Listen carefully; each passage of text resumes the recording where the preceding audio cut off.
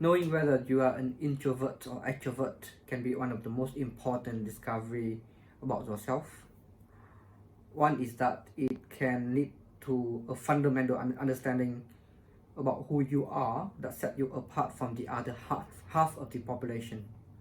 Secondly, if you are going to learn further in the future about the cognitive functions, then those 8 cognitive functions, they all have introverts or extrovert in them. So it's important to understand what is the correct definition. However, most people do not have the correct understanding. They would think that introvert and extrovert are simply being social or not social, or being talkative or not talkative, which is not correct. And a lot of people, because they don't have the correct understanding and it's so confusing to them, they simply subscribe to a very simplistic answer, which is I am an ambivert, which applies to most people and it doesn't really help.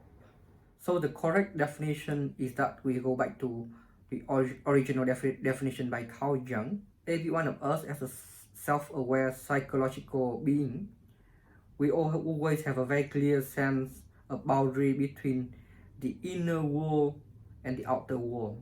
The inner world of ourselves, our identity, who we are, versus the outside world of the tribe, of other people, of external experiences.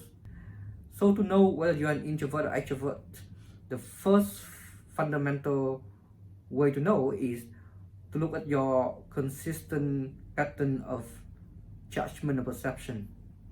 There's some of your important decision or behaviors, they come from within.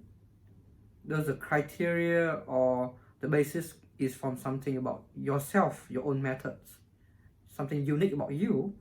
Or in the case of an extrovert, a lot of your decisions or perceptions are geared towards gaining approval or interacting or accommodating the tribe, the other people.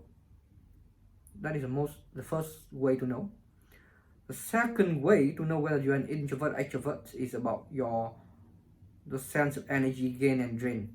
You know, just like your left hand and right hand, assume that you are right-handed. How do you feel if you have to use your left hand for a prolonged period of time? You can still use your left hand for most things, but it can be clumsy and it feels unnatural and it can feel very draining after a while.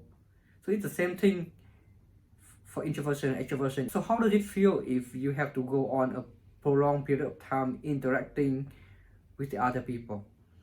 It feels draining and unnatural and exhausting after a while, and you are likely an introvert.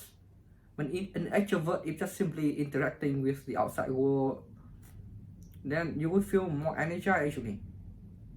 So that is the 2 ways you can decide whether you are introvert, extrovert in a more accurate manner.